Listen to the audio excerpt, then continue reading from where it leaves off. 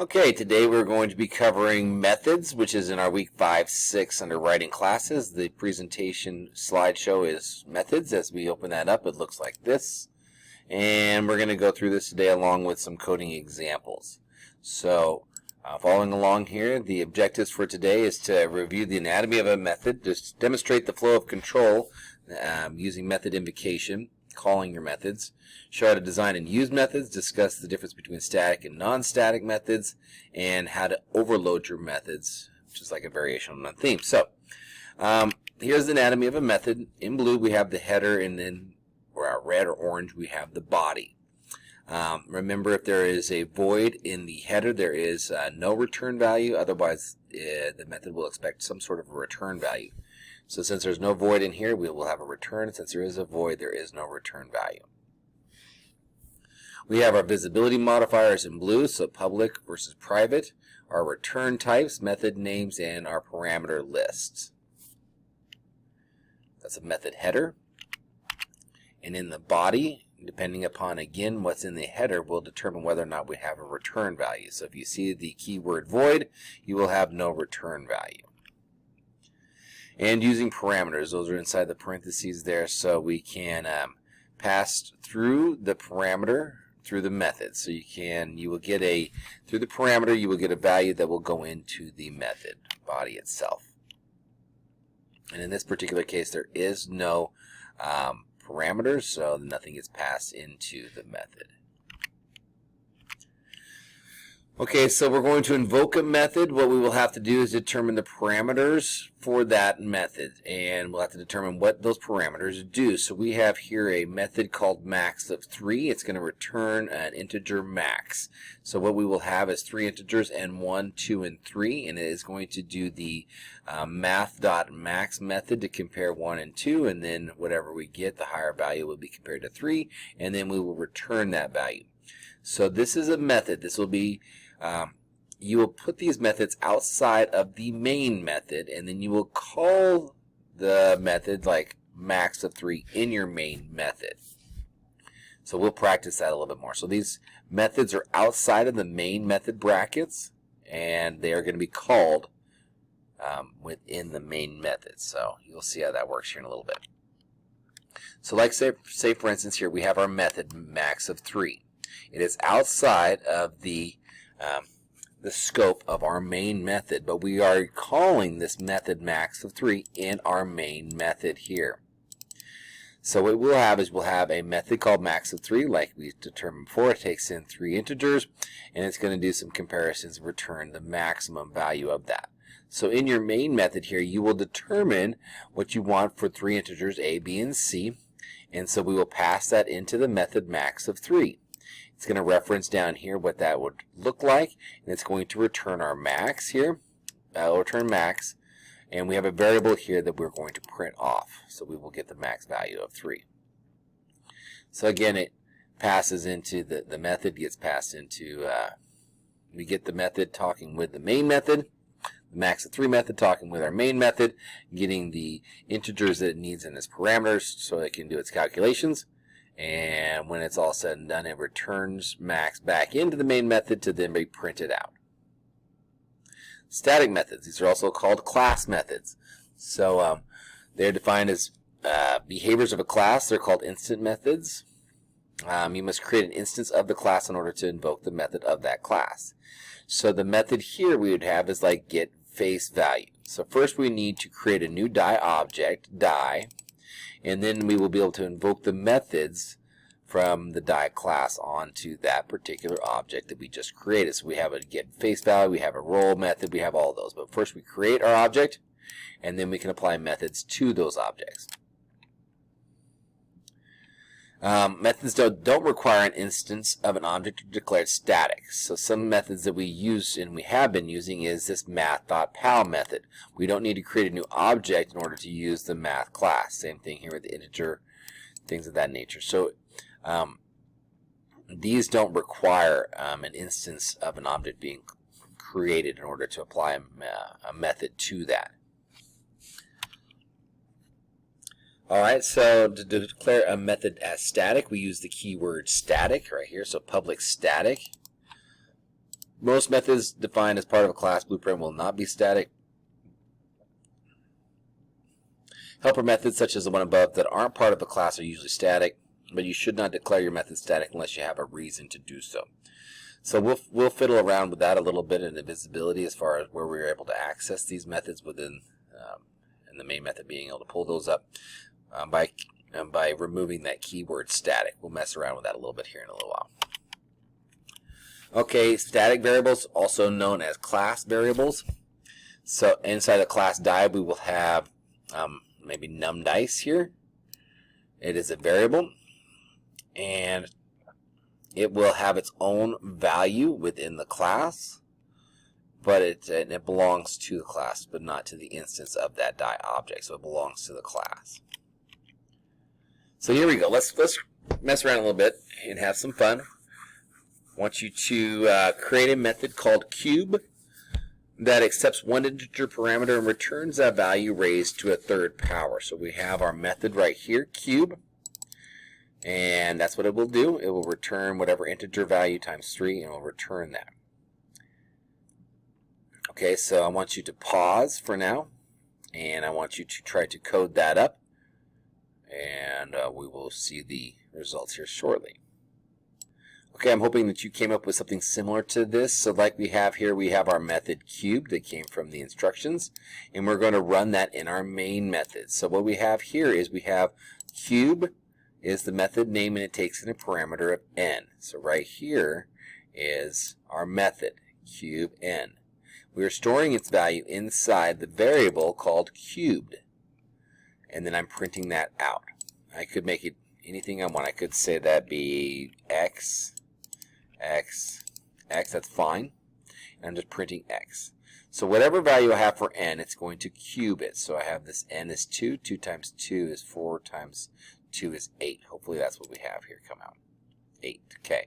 I change this around to maybe say 4, and we have 4 times 4 times 4, and we get 64. Okay, so this is how we will, this is an example of creating a method called cube, and we're calling it our main method right here, and then printing it out of the main method. Okay, next example I would like you to try to work on is a method called random in range that accepts 2 integer parameters, int low and high, and it will return an integer within that range inclusive, assuming that the range is valid. So what we're going to do is we're going to create this method here. It's already done for us. If we take a look at how this works, remember the random values is going to be, if we have a 10 in here, inside these parameters here, 10 would be 0 through 9. So say for instance we have low is 10, high is 20. So that we want values coming out of this random anywhere from 10 to 20, including 10 and the number 20. So right here, if we have 10 minus, or 20 minus 10, that's 10, which would be values 0 through 9, plus 1 shifts those, so that's going to be 0 through 10. So now we have 0 through 10, and we shift it again with the low value of 10. So 10 plus all of those 0 through 10 makes it then 10 through 20. So then we have our range of 10 through 20. Okay, pause this for a second. I want you to go into your Eclipse and create a program, or just an example where you are creating this method here. You can copy and paste that in, and then I want you to call it in the main method. I'm going to pause that. Okay, hopefully you came up with something like this. This was provided for us already. I did some pseudocode in here just to talk about how we determine that range of random values in the parameter list. So we have here our main method. I'm going to start off with just an integer value that I will be able to print out. So it's holding right now this value of 0. So random in range is my method that I created down here. It takes in 2 values, 10 to 20, and it's going to store that in value and then print that out. So when it sees this random in range, it's going to jump down into this method here. It's going to get that value there, and it's going to store it here in this key term value and then print it out there as well.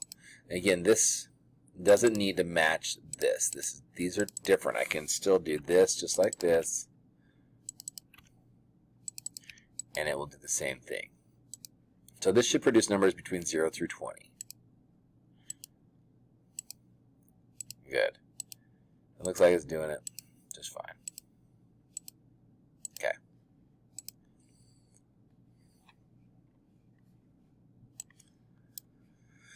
Okay, moving right along. Is alpha. I want you to try to write a method named is alpha that's going to accept a character parameter and will return true if the character is either an upper or lowercase alphabetic letter. Otherwise, it'll return false. Okay, so go in and create a class called is alpha, and I want you to test out your skills on trying to determine whether an input is going to be an upper or lowercase alphabetic letter. If it is, say true. If it's not, say false. So pause this, allow you some time to code.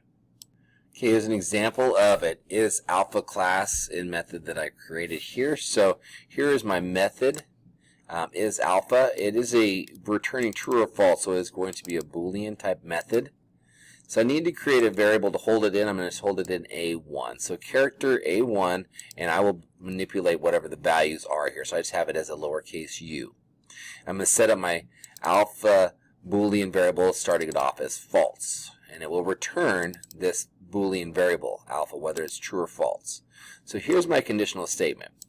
If A1 is greater than or equal to A, lowercase a, and A1 is greater than or equal to Z, so it falls in, or less than or equal to Z, so it falls in the range of being either A to Z, lowercase, or A1 is either greater than or equal to uppercase A or less than and equal to uppercase Z, so it will be falling in the uppercase range as well, return true. So with a lowercase u, I should probably get a return value of true.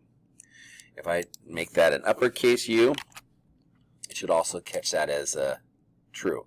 I can try it with other letters just to make sure that it's working.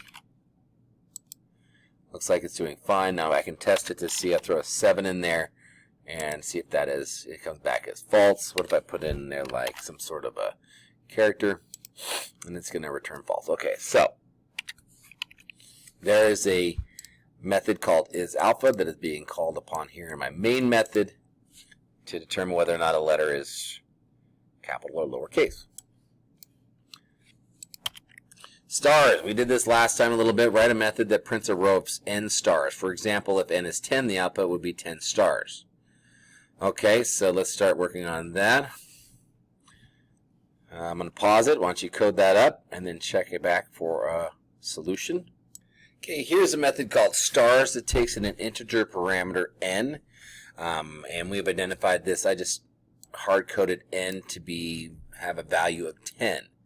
So we're going to run through this, and it's going to do. I selected a for loop to iterate from 0 to one value less than n, and every single time we will print a star. So 10 is 0 through 9. 10 values in a parameter setting like this will be numbers 0 through 9, so that will still print out 10 stars. So if we run this, I should get 10 stars here. Good. Now it said here, now write a method that returns a string containing a row of n stars. So what I thought might be best suited to do that is to create an array list of strings. So I'm going to show you how I did that, and we'll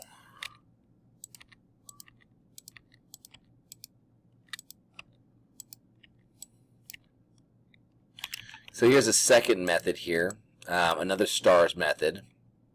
This would be another example of a overloaded constructor. So when we take a string value in here for y, it's going to produce, it's going to use this methodology down here where I'm going to create an array list of strings, and I'm going to say that it's a value of 10. That's where my integer n is going to come into. It's going to go from 0 to 10, putting a star. No, adding. We're adding stars currently to our string array, and then I'm going to go back through that array and I'm going to print them. So let's see how this looks. Okay, so 2 rows of 10 stars. I think that would be one way of doing it. There's probably other ways of doing this as well, but that works just fine.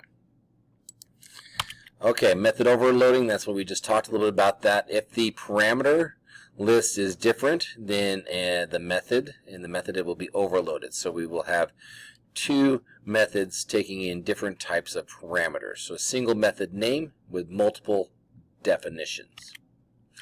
So here's an example, an add example where we'd add in 3 integers. Here's an add example where we'd add in, 2 integers in the first one and 3 in the second one. So depending upon how many parameters are placed inside the parameter listing for the method add, will determine what method it uses, whether it uses the 3 or the 2.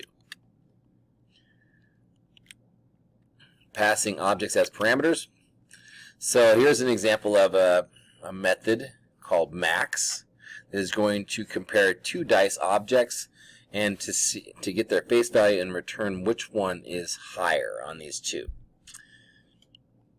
So we can take in here, we can take our we can take our parameters and then put them into our methodology, and parameters go into the method and we can access methods on those parameters. So here's an object, here's a method inside that we're using on that D1. Pass by reference. When we pass objects to methods, we are passing in the address of the object. Thus, when we're using the reference variable parameter inside the method, we are accessing or modifying the data of the object itself. So it looks like this. So what we're going to be doing is somewhere in computer memory, we are going to be updating the values that we have for these die objects. So we create these die objects, and then we have a method to manipulate the values that are on those objects, and then somewhere in memory it is stored whatever that value is. So in this particular setup here, we have a class called max, our method called max. We have a main method that calls that max and compares 2 parameters, die1 and die2, and will then return the larger of those 2 values there. So it is doing the comparison and it is storing in memory somewhere a new value for the die1 and die2 objects. And then we will return those objects back into the main method, as well as into the variable max, and then we can print those out. Okay, so here we go. Our last one here today I would like for you to work on is a max of 3 dice. So use the max method that we saw and make a method that takes 3 die objects and returns the die with the highest face value. Okay, so I want you to pause this, code it up, and solution video will follow. Okay, I had a little fun here. I want to show you something in our resource file. So on our main page here, on resources, you have some program examples under week 5, or more examples here. Under week 5 or chapter 5, we have a die class that has some cool things in it. I copied and pasted this in so I can do like a roll method. So it's going to roll my dice for me. I just have this in here for because it has methods that I can then use. So I'm going to show you what I was going to do with that. So right here I created a max of 3 dice class, and I'll get to the rolling later. But right now I just have 3 variables, int D1, 2, and 3 with the assigned values of 2, 4, and 6. So right now I've done an overloaded constructor actually of max of 3. So this one takes in 3 parameters. This one takes in 2 parameters and returns the highest of those. So when I run this at this particular time, we're going to get 6 and 4 because when we look here, max 2, it will only run the highest of those 2 values, so it will always come out as 4. Max of 3 with 3 parameters will run all 3 and it'll come out as with a 6. And you can see that's the first one being done was 3 parameters, so that's the first one being printed out because its return comes first. And it will always be those until I change something like, if I change this to, say, an 8, now it will always be 8 every single time. 8, 8, 8, 8. Now if I make this a 16, sometime it'll be 8 and 16. So those are our values there. Okay, now I brought in this die class here. I copied this in and has some good methods in here that I'm going to be accessing those that are public so I can get to those. So right here I'm going to mess around with this a little bit, just kind of make it a a little different here. Okay, so I've created 3 die objects, die 1, 2, and 3. I've created 3 variables, int 1, 2, and 3, that are assigned a value of die 1 roll, goes to D1, die roll 2 goes to D2, die roll 3, etc. And then I'm going to compare the max values of those. So, in this particular case, all 6 was the highest, and it was probably done in either 1 or 2. So if the third value comes up, we will see a separate one. So in this particular one, D3 was the highest, and it popped out because it was a 5.